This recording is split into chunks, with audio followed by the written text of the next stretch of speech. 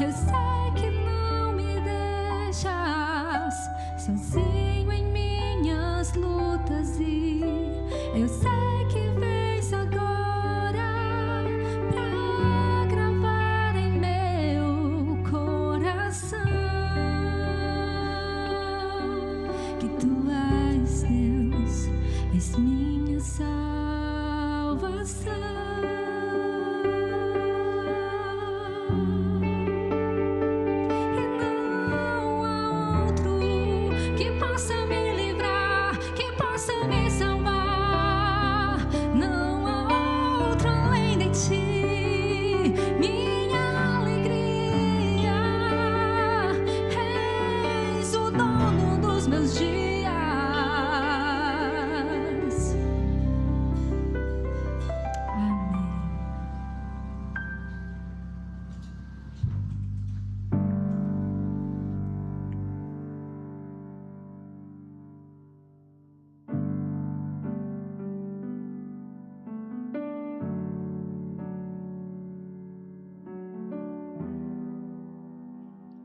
Boa noite, queridos, paz e graça de Jesus.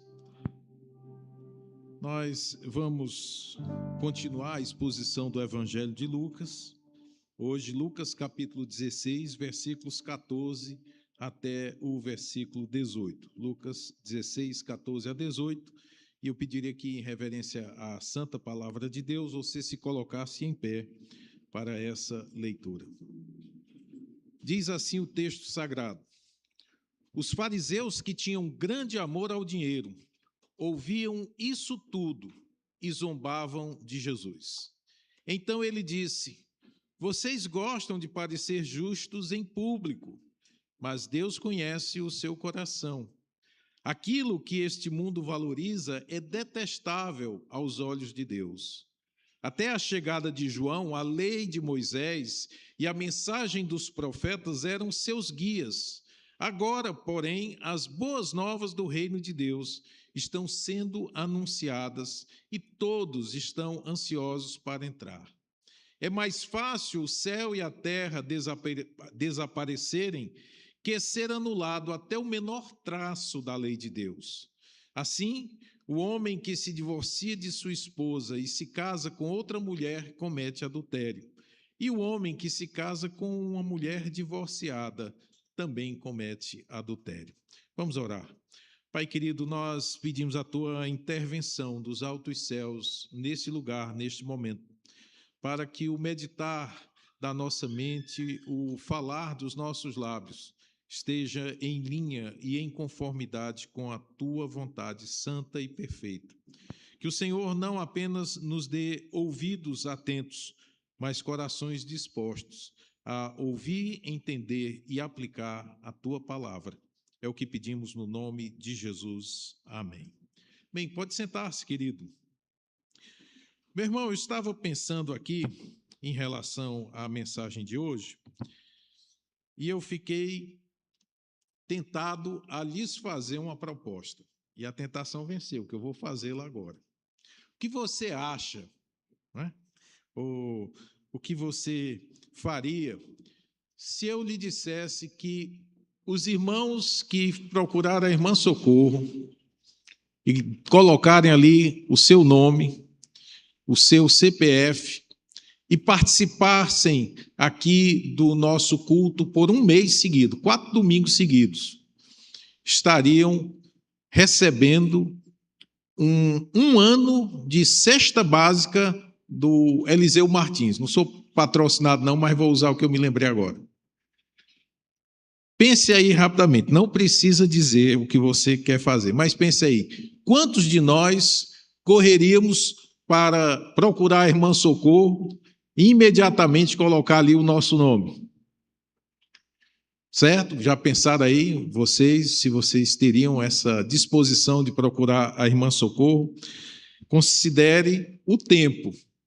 Quão rápido você se dispôs a buscar essa vantagem. A segunda coisa seria, também a irmã Socorro está com a outra pasta para irmãos que desejam ofertar cestas básicas para o sustento de famílias durante as próximas 4 semanas. E pessoas que estariam dispostas a seguir, acompanhar pessoas no hospital durante as próximas 4 semanas. Responda para você mesmo. Para qual das duas propostas o seu coração se inclinou primeiro? Qual das duas você se sentiu imediatamente atraído? E é exatamente sobre isso que a mensagem de hoje vai procurar tratar. O que domina o seu coração? Deus ou o dinheiro?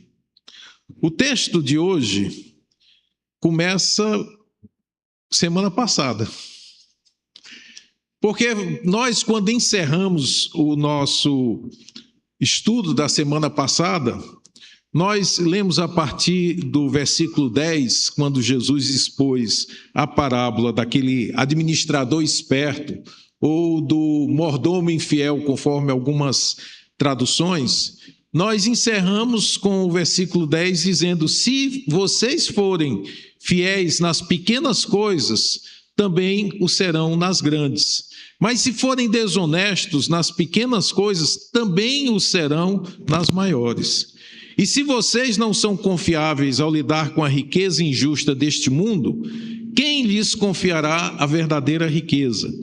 E se não são fiéis com os bens dos outros, por que alguém lhes confiaria o que é de vocês? Ninguém pode servir a 2 senhores, pois odiará um e amará o outro, será dedicado a um e desprezará o outro. Vocês não podem servir a Deus e ao dinheiro. Esse é o contexto imediato do que Jesus falou aos seus discípulos.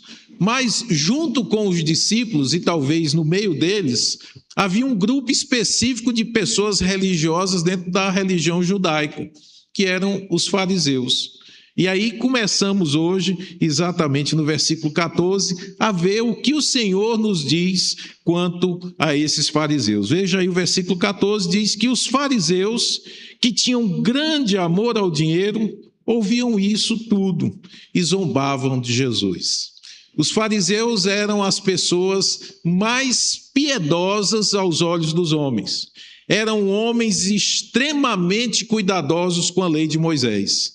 Eram pessoas que tinham tanto cuidado para não quebrar as leis de Moisés, que até coisas simples, como a quantidade de passos que você poderia dar durante a sua excursão no dia do descanso, eram devidamente contados. Porém, esses mesmos fariseus, homens religiosos, homens piedosos, homens que recitavam a Escritura sem muito esforço, eles tinham um problema muito sério, diz o texto aí. Eles tinham grande amor ao dinheiro.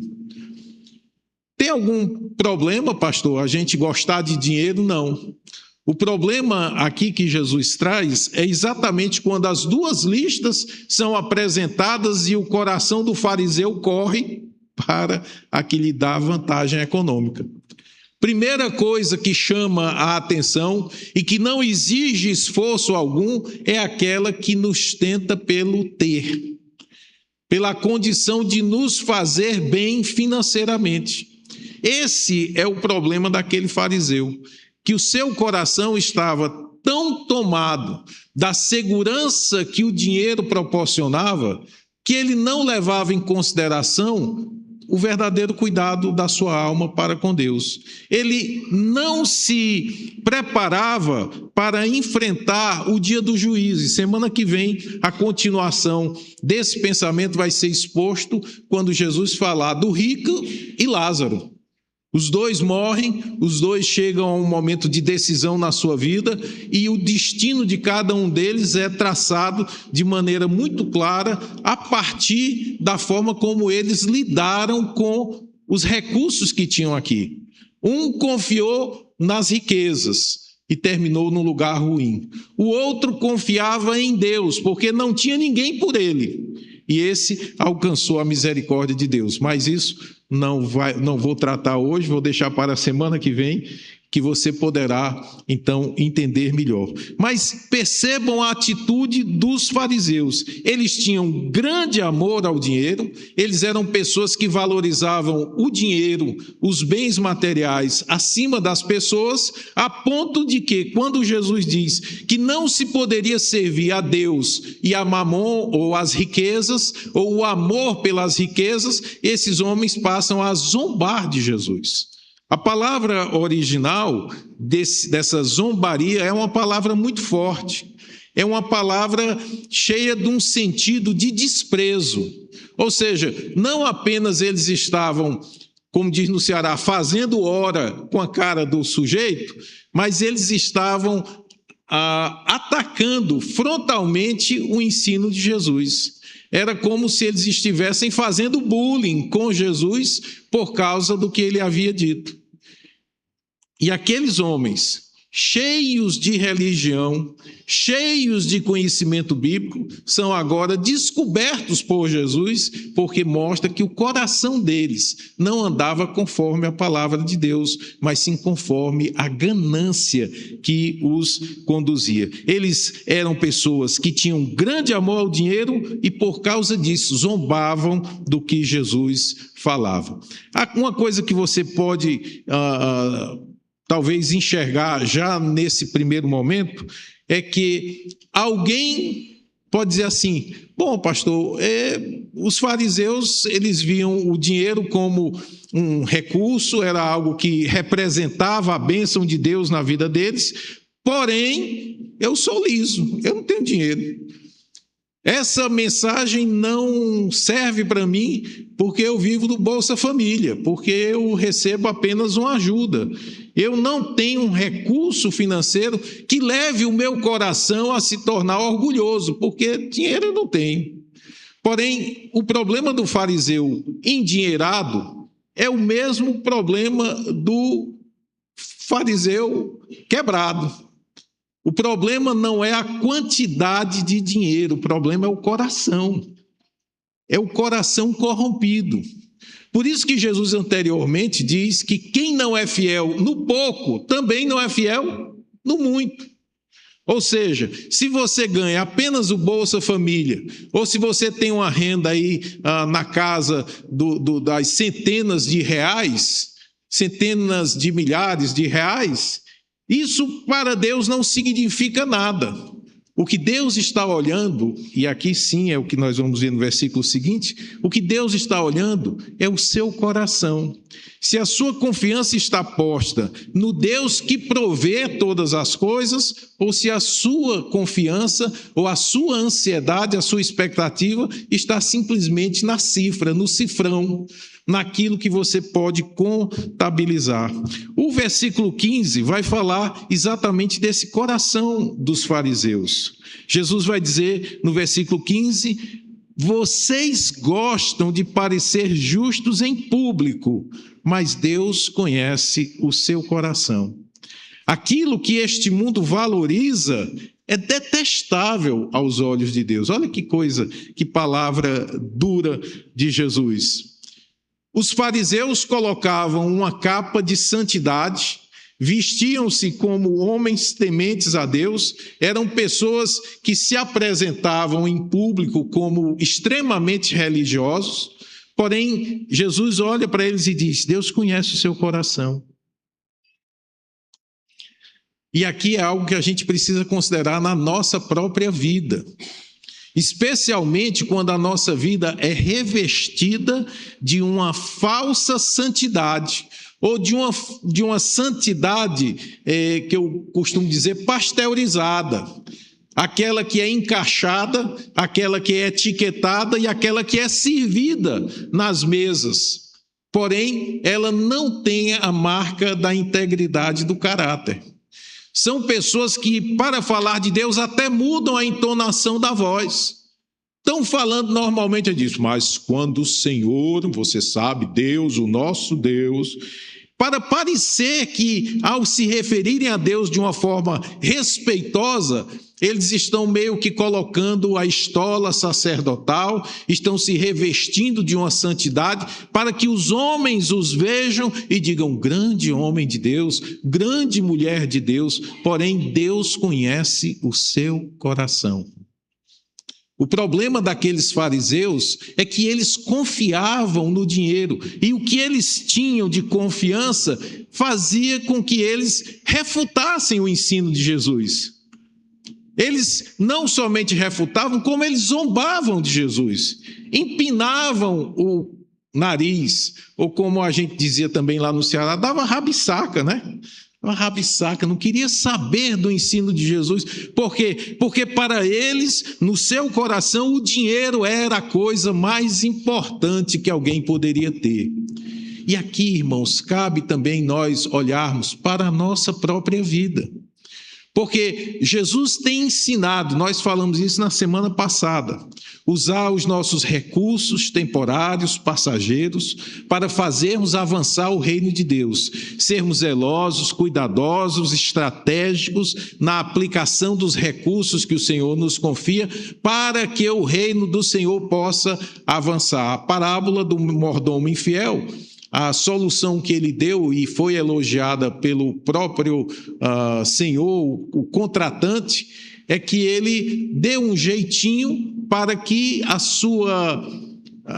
os que foram perdoados parte da dívida se tornassem devedores para com ele, e ele pudesse posteriormente cobrar essa dívida moral com os beneficiários. O que o Senhor está dizendo ali para nós é que aquele homem foi sábio do ponto de vista humano.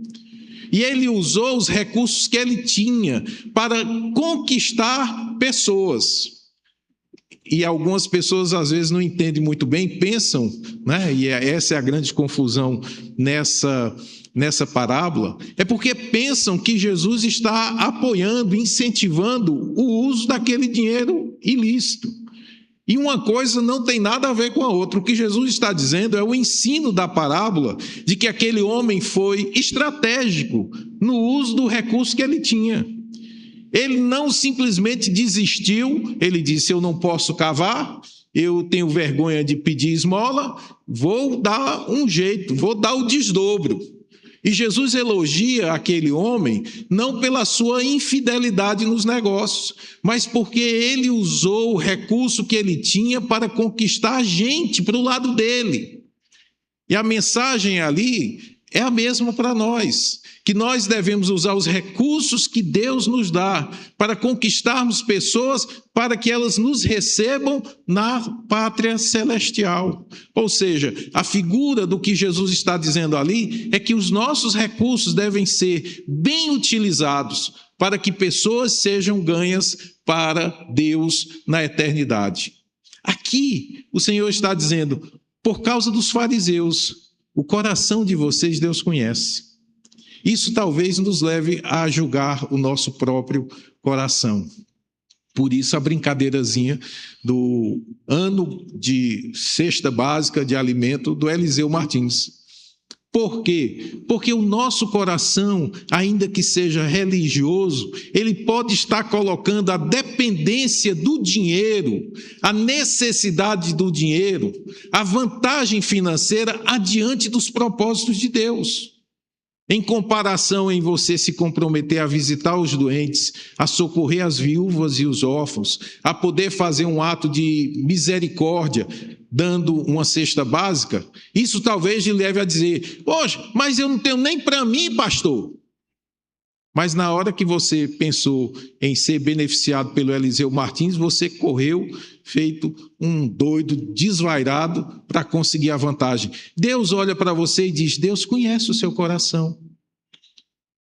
O seu problema não é o dinheiro ou a falta do dinheiro, é um coração não comprometido com o senhorio de Cristo. E aí não importa se você ganha 100 ou se você ganha 1000. O problema está no coração que não está disposto a ser obediente a Jesus Cristo, nem ganhando 1 milhão. E aqui, quando ele diz, vocês gostam de parecer justos em público, é necessário que nós pensemos qual é a nossa autoimagem. Como nós nos apresentamos ou gostamos de nos apresentar diante das pessoas. Quando você pensar na forma como você se apresenta, lembre-se da continuação desse versículo. Deus conhece o seu coração. Muito mais do que você se revestir dessa santidade exterior, é você sondar o seu coração e dizer, como disse o salmista, vê se há em mim algum caminho mau. Vê se o meu coração não está se desviando, Senhor. O meu propósito é te servir, o meu propósito é ser um servo do Senhor, mas o meu coração é desesperadamente corrupto. O meu coração me inclina a buscar o mal. Vê, Senhor, no meu coração, se algo precisa ser mudado. Essa atitude não era a atitude dos fariseus. Quando Jesus diz, você não pode servir a Deus e às riquezas, a reação deles é zombarem de Jesus. Falou o liso, falou o profeta da Galileia. Pode, por acaso, vir alguma coisa boa da Galileia? Um rabi que não tem nem formação teológica, um rabi cujos discípulos são pescadores.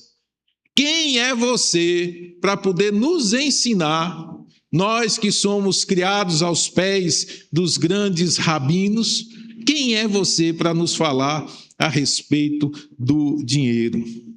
E Jesus traz aqui uma observação no restante do versículo 15, que eu digo uma observação dos bastidores. Ele revela àqueles fariseus que o que o mundo valoriza é detestável aos olhos de Deus. E o que é que este mundo valoriza? Poder, riqueza, beleza. O mundo valoriza posição social. O mundo valoriza o conhecimento. O mundo valoriza um networking eficiente.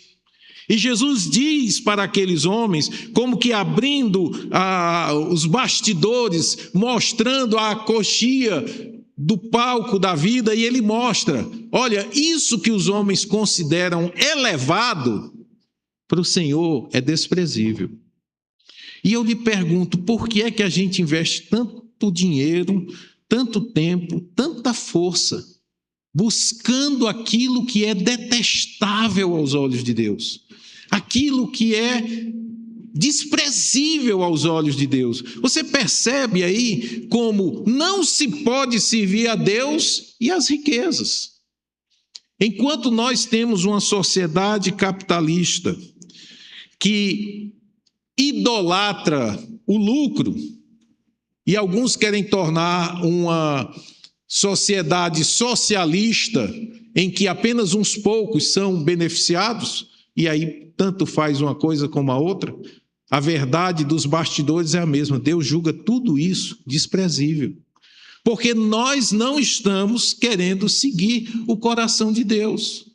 Nós estamos querendo buscar os nossos próprios interesses. E Jesus diz, aquilo que você considera elevado, talvez aquilo pelo que você daria a sua vida hoje, aquilo pelo que você está se matando trabalhando, aquilo que você está buscando como reconhecimento das pessoas, Jesus olha nos seus olhos e diz, meu filho, isso não é o importante.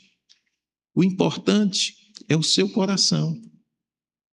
Porque se o seu coração não estiver nos meus propósitos, eventualmente o seu coração vai estar zombando das minhas palavras. E os fariseus sabiam disso muito bem. Eles eram aqueles que se justificavam diante dos homens. Eles eram aqueles que gostavam de usar a própria lei em seu benefício. Havia no tempo de Jesus uma grande discussão a respeito do divórcio. Aí, nesse contexto, você vai ver porque aqui chega Jesus a falar sobre o divórcio. Havia uma disputa entre dois grupos rabínicos, Hilel e Shammai, em que um mais liberal dizia que o divórcio é para todo mundo, que se a mulher com quem você casou queimou a comida, oxe, não, uma mulher dessa não merece estar casada com você, pode dar carta de divórcio. Se você encontra uma mulher mais bonita, mais agradável, como é que você vai ficar num relacionamento em que você não é feliz? Não, pode dar carta de divórcio para a antiga e pega a novinha e fique, seja feliz. E outro era mais radical, mais conservador. Não, meu filho, você casou, deixou de ser uma só carne, passou a andar junto agora você não pode mais se divorciar. O fariseu, ele usava, de acordo com o seu entendimento o seu interesse, ele usava qualquer uma dessas interpretações. Ele não estava preocupado com o que a lei de Moisés dizia, mas como ele interpretava a lei. Outro exemplo que Jesus nos dá em Marcos capítulo 7 é que os fariseus sabiam que nós devemos, como ato de culto, ofertar a Deus, que nós devemos, como ato de culto, cuidar, honrar os nossos pais e mães. Porém, o fariseu criou um sistema. Ele disse assim: se alguém que tem que cuidar dos paizinhos velhos chegar e disser, pai, mãe, o que eu ia gastar com vocês na velhice, eu fiz um voto a Deus. Então eu vou dar a oferta para o Senhor, infelizmente não poderei cuidar de vocês. E eles saíam tranquilos, consciência tranquila. Por quê? Porque eles fizeram a oferta para Deus. Eles não tinham desprezado o Senhor. E eu me lembro de alguém que disse que fez uma vez uma oferta muito alta para o Senhor. E a pessoa disse, e como foi essa oferta? Ele disse, eu assinei um cheque e deixei na mais alta montanha. No dia que Deus quiser descontar o cheque, o dinheiro está lá à disposição dele. Essa talvez fosse a interpretação daquele fariseu. Eu vou ofertar ao Senhor, então eu não posso gastar com vocês. Por quê? Porque é de Deus, é corbã, eu reservei para o Senhor.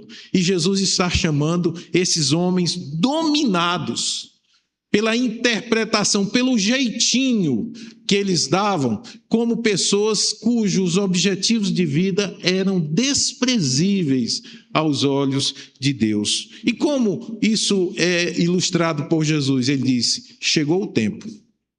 Agora é um novo tempo. Versículo 16, ele vai dizer, até a chegada de João Batista, a lei de Moisés e a mensagem dos profetas eram seus guias.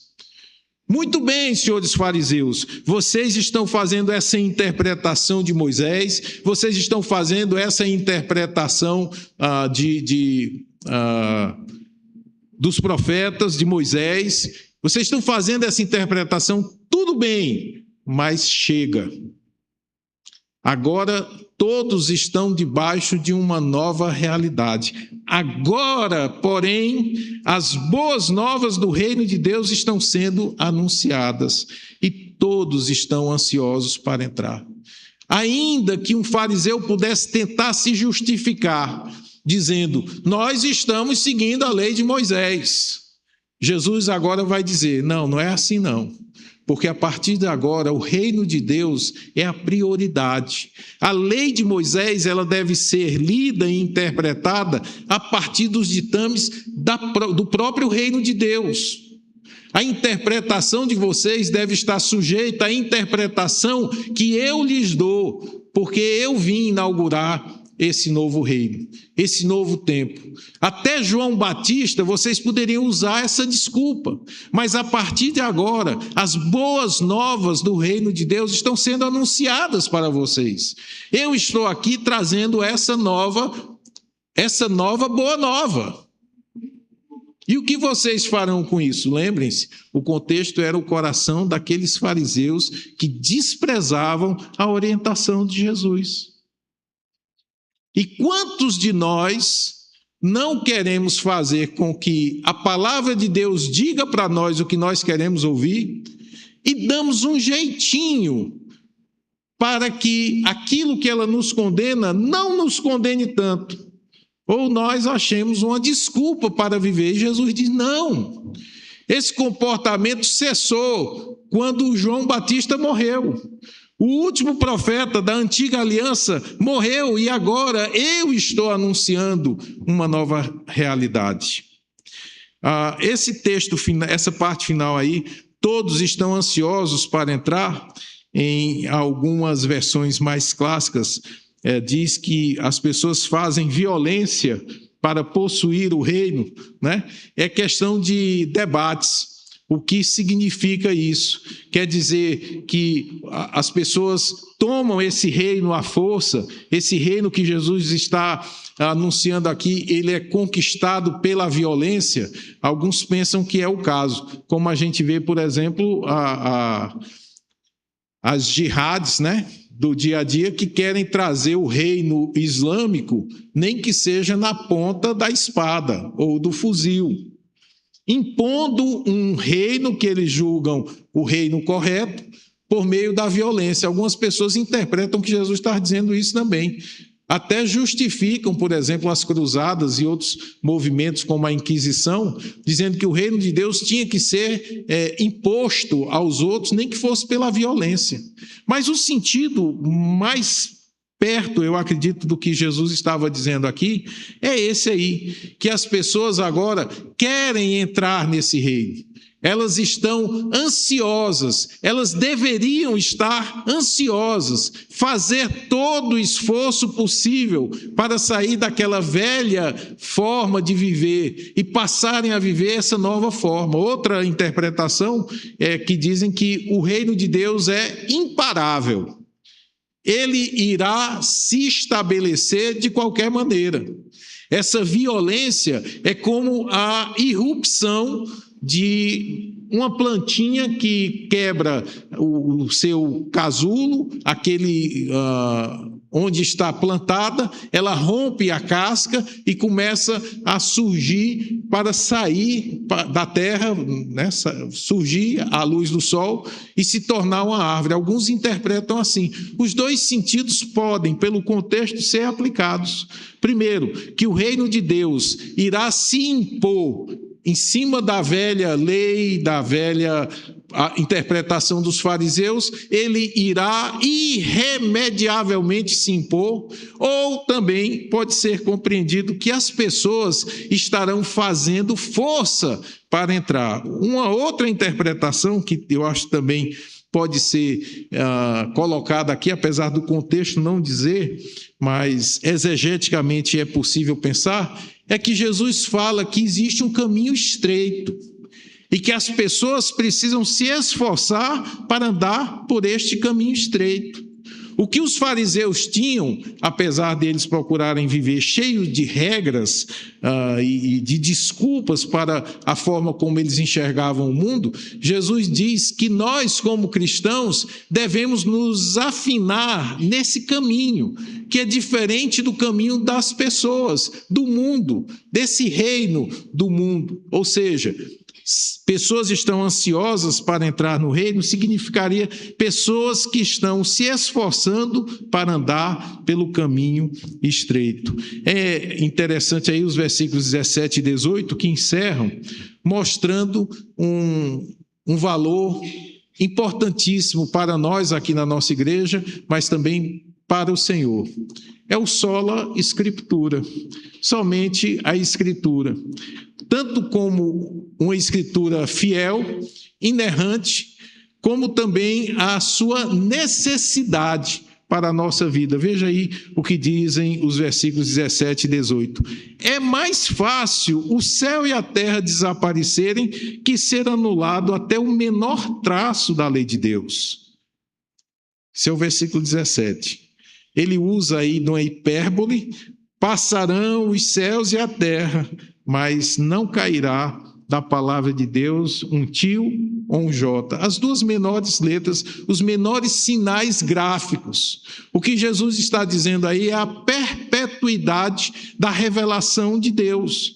Não haverá um tempo em que o que Deus revelou perderá o vigor e a vigência. Aquilo que Deus afirmou na sua palavra permanece, desde a velha aliança até a nova aliança, sendo que a nova aliança agora interpreta a velha aliança. E isso, querido, deve nos levar também a uma reflexão. quando a Bíblia diz alguma coisa para nós, nós acatamos o que ela diz, ainda que nos pareça contrário. Eu já falei aqui para algumas pessoas que nem sempre é fácil concordar com o que a Bíblia diz. Em termos de relacionamento conjugal, às vezes é bem difícil você defender exatamente esse ponto que Lucas registra aí, da indissolubilidade da aliança conjugal.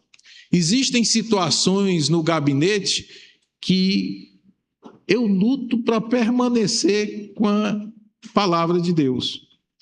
Para mim era muito mais fácil, muito mais simples, muito mais lógico dizer: rapaz, está dando certo não.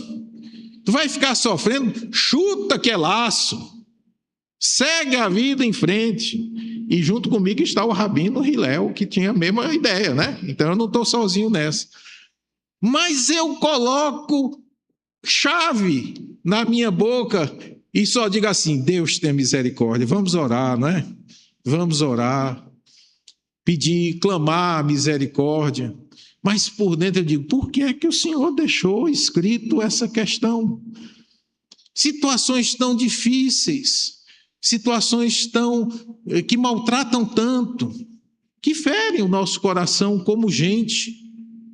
E eu tenho que me lembrar nesses momentos que a minha percepção é falha, que eu sou pecador, que os meus sentidos estão corrompidos por causa do meu nascimento como gente, como ser humano. Tanto o meu conhecimento como as minhas afeições, as minhas percepções estão manchadas pelo pecado. E eu não posso confiar no que eu acho e no que eu sinto.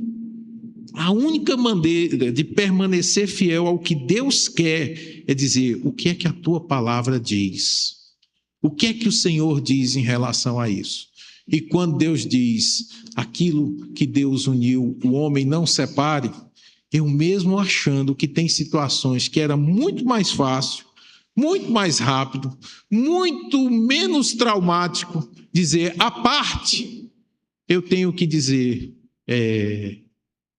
aquilo que Deus uniu, o homem não separe. E chorar junto com a pessoa que chora, sofrer com a pessoa que sofre, clamar a Deus por aquele lar, por aquela família, para que o Senhor restaure. Mas eu não posso usar o meu interesse, a minha visão, para sobrepor-se sobre a de Deus. Eu não posso, como os fariseus, fazer uma interpretação benéfica, porque eu gosto tanto de você, eu entendo você, realmente a gente faz escolhas ruins, eu te entendo, vá, faça o que Deus proíbe. Eu não posso fazer isso. Ai de mim se fizer isso. Coitado de você se tiver um pastor que permite ser manipulado pelo seu coração e não seja um aplicador da palavra de Deus. Aqui o Senhor está dizendo: tudo o que Deus revelou não passará. Preste atenção nisso. Quando Deus diz que todos os homens são pecadores, Ele não está excluindo você. Quando a Bíblia diz que a alma que pecar, essa morrerá, se a sua alma pecar, esteja certo, ela está morta espiritualmente. Se a palavra de Deus nos diz que todo aquele que nele crê não perecerá, mas tem a vida eterna, você pode apostar a sua existência que essa palavra não vai passar. A palavra de Deus é fiel tanto para nos salvar como para nos condenar. Por isso nós devemos nos preocupar o que o Senhor de fato diz. Jesus completa o seu pensamento a respeito da importância de termos um coração voltado para Deus, citando a própria Escritura. Ele vai dar um exemplo daquilo que não pode desaparecer da face da terra. Ele cita a lei de Deus. Assim, o homem que se divorcia de sua esposa e se casa com outra, comete adultério. E o homem que se casa com uma mulher divorciada também comete adultério. Antes que algumas pessoas fiquem aí desesperadas, deixa eu dizer que em Mateus capítulo 19, Jesus faz uma ressalta. uma ressalva neste texto. Ele diz, a não ser por causa de porneia, não ser por causa da prostituição. Sendo casados, a gente já adianta para dizer infidelidade conjugal. Então, de um modo geral, o casamento é indissolúvel. Coloque isso na sua cabeça. Você que ainda não casou, pense bem antes de casar. Eu digo sempre aqui para os jovens, né? Antes de casar, abra os dois olhos, bem abertos. Examina com lupa. Verifica se o defeito dele ou dela é tolerável. E não pensa que depois de casar vai melhorar. Não vai, não. Normalmente piora. Então, se você olha no seu estado de solteiro, alguém que você ama, é lindo, fofo, maravilhoso, mas você diz, eu não suporto quando ele faz isso, eu não suporto quando ela faz isso, conselho pastoral, não case. Agora, você já teve a felicidade de casar, ou não tão feliz assim, casou, ô meu irmão, eu vou dizer aqui para vocês o que eu dizia lá no curso dos noivos, né? Com muita tristeza. Você só pode sair do casamento ou pelo chifre ou pelo caixão. Nenhuma das duas opções é boa. Então, faça o seu casamento funcionar. Peça ajuda pastoral, porque às vezes o problema não está no outro, o problema está em você. Às vezes você precisa de alguém que lhe ame tanto para dizer, você está errado. Você precisa acertar isso. E às vezes pequenos ajustes geram o casamento que você gostaria de ter. Então, antes de casar, abra bem os olhos. Depois de casar, fecha um, né? Não fica olhando tanto, não. Faz de conta que é para dar certo. E aqui Jesus está dizendo isso. Olha, o que Deus falou no passado, continua valendo hoje. E aqueles fariseus mostram pela a sua atitude, quanto ao dinheiro, que é o tema daqui da pregação, que o coração deles não estava conforme a palavra de Deus. E nós queremos terminar aplicando esse texto à nossa vida de 3 maneiras. A primeira, o uso do dinheiro mostra o seu compromisso com Deus. Vamos supor que eu peça para você o seu extrato bancário do mês de novembro. Não, só o mês de novembro. Até hoje, dia 16. Vamos supor que eu pudesse publicar o seu extrato bancário aqui do mês de novembro. O que o seu extrato bancário diz quanto às suas prioridades no reino de Deus? Eu, os meus interesses em primeiro lugar, e o que sobrar eu oferto? A minha preocupação em primeiro lugar sou eu? Quanto do seu suado dinheirinho tem sido dedicado à obra missionária? Ao sustento dos missionários, a socorrer famílias que estão passando fome e necessidade. E deixa eu lhe dizer de novo, não use a desculpa, eu não tenho nem para mim. Porque se o seu coração não é fiel no pouco, ele não será no muito.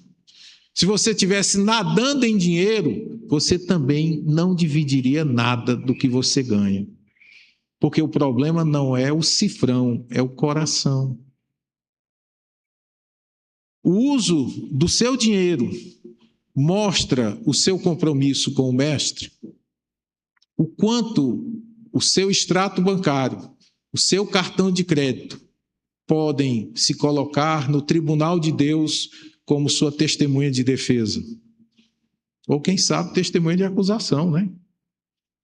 Segunda coisa, queridos, Deus não negocia sua palavra para acomodar o coração humano. Os fariseus faziam isso. Torciam a lei para que o seu coração corrupto e ganancioso ficasse em paz. Talvez alguns de nós façam isso. torcem a clara direção da palavra de Deus para não se tornarem mal vistos pelos amigos. Aceitam ser colocados numa posição de todo mundo faz, só para não serem os esquisitões da turma, só para não serem os fanáticos da turma. Pois saiba de uma coisa, Deus não negocia a sua palavra para deixar você tranquilo. E você pode dar graças a Deus por isso, porque se Deus estivesse fazendo isso, Ele não seria digno do seu amor e do seu respeito. Se Deus não zelar pela sua palavra para a cumprir, quem lhe garantiria que a promessa de salvação se cumpriria na sua vez? É porque Deus não mente que nós podemos descansar seguros nas suas promessas. E por fim, e mais importante, o reino de Deus exige rendição total. Você não é obrigado a seguir Jesus Cristo, não é. Porém, se você está disposto a seguir Jesus Cristo, saiba que é tudo ou nada. Jesus usou os nossos relacionamentos mais importantes para ilustrar essa necessidade. Ele diz: quem ama mais do que a mim, ao pai, à mãe, aos irmãos, aos filhos, não é digno de mim. Ou seja, o Senhor quer de você uma entrega completa, total. Pastor, não estou disposto a fazer essa entrega. É uma opção sua, claro. Porém, todas as nossas escolhas geram consequências. Enquanto você diz, eu não quero Deus, Deus diz, eu não quero você. E no dia que você chegar na porta do céu, e Deus disser para você, seja feita a sua vontade. Você não quis nada comigo, seja feita a sua vontade. E você for lançado nas trevas exteriores, você estará apenas colhendo o fruto da sua escolha aqui. Porém, se você diz, ah, Senhor, eu quero te servir, sou fraco, eu não sei nem se eu consigo, mas eu sei de uma coisa, eu não quero ficar para trás, eu não quero perder a tua companhia. Me ajude, saiba e esteja absolutamente seguro disso, porque foi Jesus Cristo quem disse, aquele que vem a mim, de maneira nenhuma eu lançarei fora. Não é uma questão de que você será rejeitado, é uma questão de você ir a Ele. Porque se você for, você já começa recebendo dele a promessa de que não vai abandonar você. E eu queria que você, nessa hora, pudesse pensar um pouco. Aqueles fariseus tinham o coração colocado no dinheiro, nas riquezas, na segurança que o dinheiro dá. Qual é a segurança que você tem na sua vida? Talvez você possa dizer, porque eu sou uma boa pessoa. Talvez você diga, a minha conta bancária. Talvez os bons relacionamentos que eu tenho. Mas num segundo, Deus pode tocar e tirar tudo isso de você. E aquilo que você julga que é segurança, acaba se tornando uma armadilha para a sua alma. Então eu queria que você conversasse com Deus esta noite. Talvez para dizer a Ele, Pai, eu preciso de Ti. Eu preciso do Teu perdão, eu preciso que o Senhor dirija a minha vida. Eu sou falho. E a vantagem de Deus é que ninguém precisa dizer nada do nosso passado para Ele, porque tudo está claro diante dEle. O que Deus espera de nós é a confissão, é o reconhecimento, é dizer, eu não consigo, eu preciso do Senhor.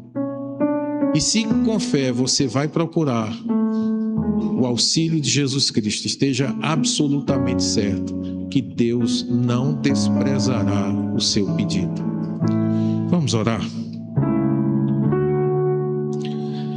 Senhor Deus querido, Pai eterno e todo-poderoso, diante da Tua palavra, meu Deus, que nos fala a respeito dessa rendição, que nada além do Senhor pode reinar no nosso coração, que a nossa única esperança está em Ti. Deus, Senhor querido, nós queremos pedir que aqueles que são convencidos esta noite e se aproximam do Senhor como pedintes, como mendigos da Tua graça, Senhor, recebe-os, acolhe-os, porque foi o que Tu disseste. Aqueles que essa noite choram a vergonha dos seus fracassos, ó Deus, consola. Lembra a estas pessoas que antes que elas sequer tivessem nascido, tudo o Senhor já sabia delas. E ainda assim, o Senhor as amou de tal maneira que deu o Teu Filho unigênito, para que todo aquele que nele crê não pereça, mas tenha vida eterna contigo. Salva, meu Deus, eu te peço, os perdidos. Restaura aqueles que estão fracos e caídos. Traz de volta aquele que está vagando nesse mundo de ilusão. E em todas as coisas exalta o Teu nome, porque só o Senhor é merecedor. Seja glorificado, Deus, condenando o pecado. Seja exaltado, Senhor, tendo misericórdia dos pecadores. Que de toda maneira o Teu nome seja louvado aqui e para sempre. No nome de Jesus nós oramos. Amém. Amém. Recebam, pois, a bênção do Senhor. Que a graça de nosso Senhor Jesus Cristo, o amor de Deus, o nosso Pai, as santas e benditas consolações do Espírito de Deus repousem sobre todos aqui e aqueles que nos escutam ao longe, agora e para sempre. Amém.